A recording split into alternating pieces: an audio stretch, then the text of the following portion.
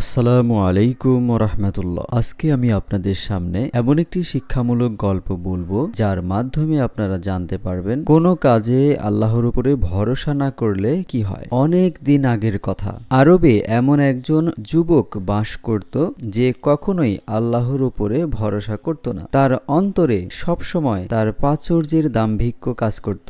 একদা তার সাথে যে ঘটনাটি ঘটল, দাম্ভিক যুবক রাস্তা দিয়ে হেঁটে যাচ্ছিল। পথিমধ্যে একজন বয়োবৃদ্ধ মানুষের সাথে দেখা হলো। লোকটি জিজ্ঞেস করলো, হে যুবক, তুমি কোথায় যাচ্ছ?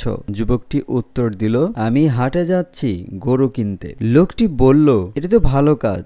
ভালো কাজে ইনশাআল্লাহ বলতে হয়, আল্লাহর উপরে ভরসা রাখতে হয়। দাম্ভিক যুবক উত্তর দিল, এতে আবার ইনশাআল্লাহ বলার কি আছে? আমার পকেটে আছে টাকা, হাটে আছে গরু, যাব আর কিনবো, এতে আবার ইনশাআল্লাহ বলতে হবে কেন? বেচারা লোকটি চুপ হয়ে গেল। অতঃপর দাম্ভিক যুবকটি হাটে গিয়ে একটি গরু পছন্দ করলো। দাম দর ঠিক করে টাকার জন্য পকেটে হাত দিল। এ কি অবস্থা? পকেটে টাকা নেই।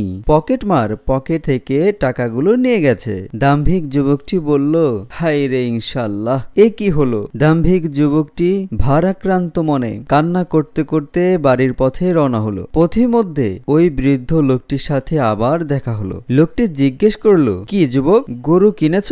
যুবকটি উত্তরে বলল, কি আর বলবো ইনশাআল্লাহ। বৃদ্ধ লোকটি বলল, কেন, কি হয়েছে? যুবক বলল, হাটে গেলাম ইনশাআল্লাহ। বৃদ্ধ বলল, তারপর? দাম্ভিক যুবক বলল, গরু পছন্দ করলাম ইনশাআল্লাহ, দাম দর ঠিক হলো ইনশাআল্লাহ, টাকার জন্য পকেটে হাত দিয়েছিলাম ইনশাআল্লাহ, কিন্তু পকেটমার পকেট কেটে টাকা নিয়ে গেছে ইনশাআল্লাহ, গরু কেনা হয়নি ইনশাআল্লাহ, বাড়ি ফিরে যাচ্ছি ইনশাআল্লাহ। এভাবে ইনশাআল্লাহ বলতে বলতে লোকটি বাড়ি ফিরে গেল।